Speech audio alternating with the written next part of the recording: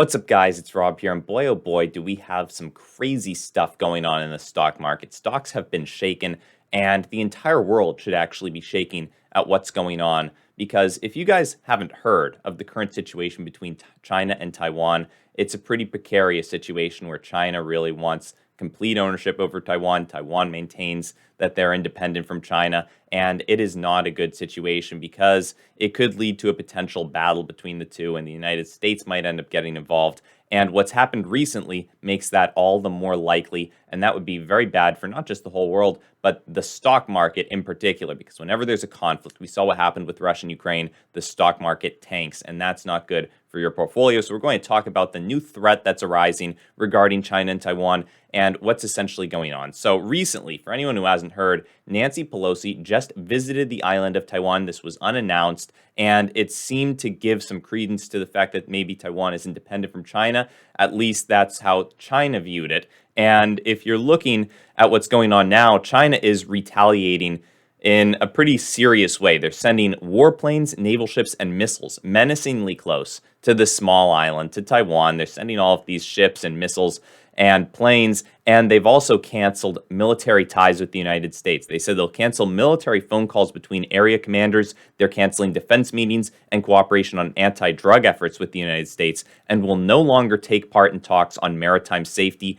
or climate change. They also took personal action against Nancy Pelosi, announcing sanctions on her and her immediate family. So Pelosi, in response to this, vowed not to let Beijing isolate Taiwan. She said, this is a quote, "They may try to keep Taiwan from visiting or participating in other places, but they will not isolate Taiwan by preventing us to travel there." And China has not been reacting kindly to this, all right? Just today, earlier today, they were sending multiple military vessels and aircraft across the median line in the strait that's been an unofficial buffer zone between Taiwan and China for decades. And yesterday, they fired ballistic missiles, at least one of which flew directly over the island, and 5 of which Japan said had landed in its exclusive economic zone waters. So overall, this is a very scary situation. It's certainly not the kind of stuff that we want to see.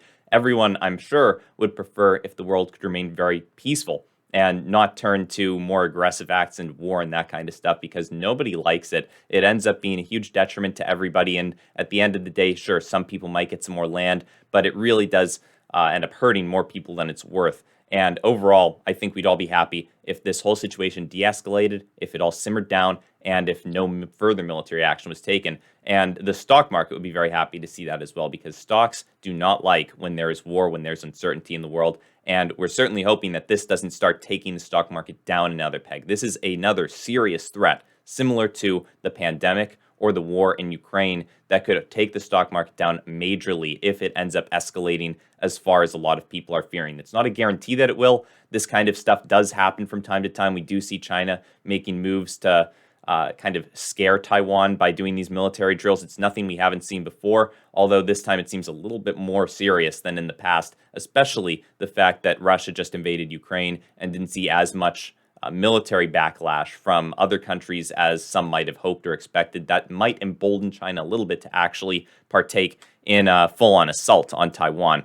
And, that's not going to be a good situation. I'm really hoping that doesn't happen. But we are going to finish this off with the quote of the day. And it actually comes from Sun Tzu, The Art of War, where he says, "The supreme art of war is to subdue the enemy without fighting." So let's hope that we can all, try to do that we can not necessarily subdue each other even, but just work together and cooperate. Overall, the last thing that we want is to enter a big conflict with China where people are actually fighting versus each other, right? That's not what we want. We don't want the United States and China going to war. They're a big trade partner of ours. They do send us a lot of supplies. We send them a lot of media and that kind of stuff. And overall, it would be a nasty situation for the entire world if the United States and China went to war. 2 nuclear powers, not what we want to see. So let's hope that doesn't happen. But it is a situation I'm going to be keeping my eye on. And other than that, guys, keep in mind, none of this is financial advice. It's just my opinion. I'm just letting you guys know what's going on in the world out there. And hopefully you all stay safe. Hopefully you all have a great rest of your day. I'll see you in the next one. Bye.